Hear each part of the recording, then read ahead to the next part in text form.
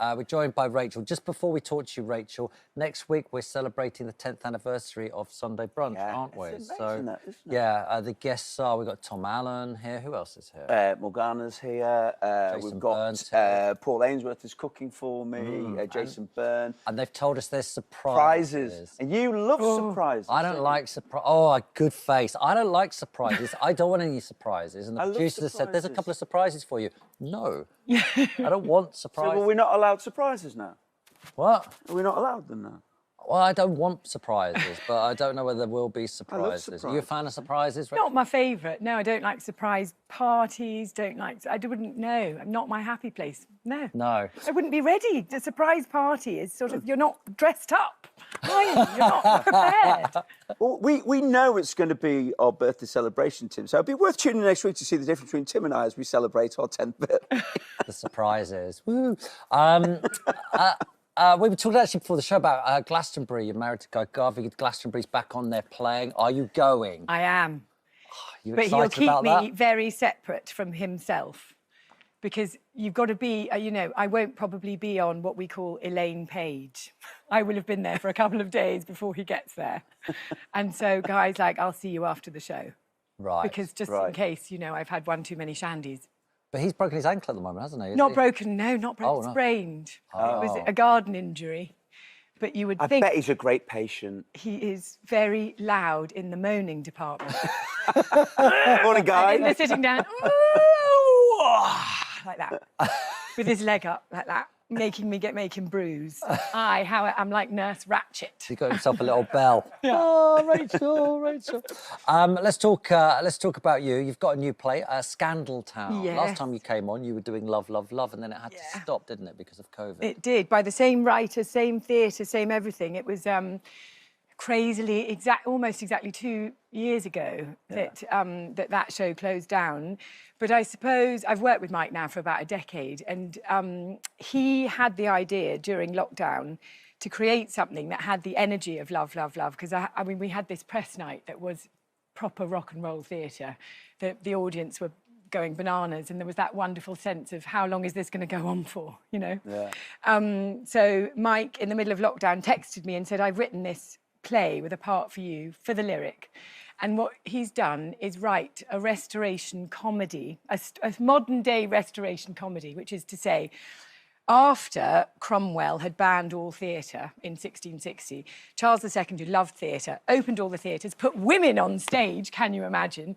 And these bawdy, sexy, outrageous comedies that would, reflect, hold up, mirror modern life and all its ridiculous aspects. And everybody from king to pauper would come to the theatre, and everybody would laugh at themselves and point out, the ridiculousness of politics and the noble elite and where we're all at and all that. God, how would you do that in this day and age? I wonder. So Mike, weirdly, his son got given a proscenium arch theatre that looked like the lyric, and he was playing with it. It was Christmas. Can I just say it's Mike Bartlett? Mike Bartlett, yeah.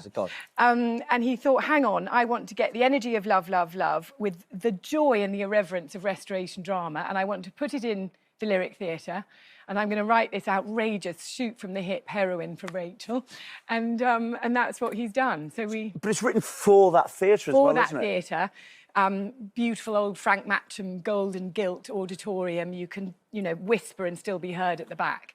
But it's also bawdy and outrageous. And the joy of restoration comedy is that I can talk to the audience and you can heckle. You bring your rotten fruit, you know what I mean? And every day we'll bring up references that are hot, fresh from the newspapers, and we'll satirise. We are satirising. So you're breaking that fourth wall then? Break that fourth wall. That's what they did with restoration drama, yeah. That was the great... So it's set now, though? It's set now. It's set in the here and now. I play Susan Clymer, who's just been cancelled after a dangerous late-night tweet. And she's desperate to find herself back in the social scene. And then this young girl called Hannah Tweetwell comes along and says, I'm going to help you, and builds her up and eventually wants to humiliate her. But really what it does is satirise social media, politicians, and it's all, everybody has sex with everybody, all genders, all classes, all races, all everything. It's a hot, sort of outrageous bomb of a play that will explode onto the stage and hopefully bring people flooding back to the theatre with this 12-strong ensemble and tickets at a tenner. So wow. Oh, that's great. Wow. Because it must be, a part like that must be food and drink to you. It must be so brilliant. I can tell from the way you're What, talking you mean about over the it. top? I don't know what you're talking about. It is like, Yeah. it's got a bit of the Blackadder's about it. I can Yeah. be a bit Captain Flashheart. You know what I mean? It is, it's just joyful. But the thing that Mike Bartlett does so brilliantly is he loves human beings. So as well as sending us all up, there's an absolute sort of lack of judgment, actually, and a love of our shared human folly, the fact that we are all slightly ridiculous. You know, it should be a night in a theatre that you remember. Are there many plays as topical as this? No. So come to ours. But that's unbelievable, isn't it? Yeah. How quickly it's coming out. Yeah, well, I mean, that's what theatre should do. We've spent too long doing long sort of resurrections of things that are old. I mean, it should be answering to what is happening now. Yes. That's what theatre used to do. That was its purpose. That's what The art is papers. for. Yeah. That's what art is for. Yeah. And that's what this will do. Scandal Town, and it's outrageous and naughty. And how long is the run? 15 years. oh, yeah, 8 shows a week for, I think it's about 6 weeks. Right, okay. 4th of April till the 14th of May. By which time I'll be exhausted of overacting and lying in a dark room. And then Guy can look after you. And then Guy can look after me. Exactly. Thanks, Rachel. Scandal Town runs from the 7th of April to May the 14th at the Lyric Hammersmith Theatre.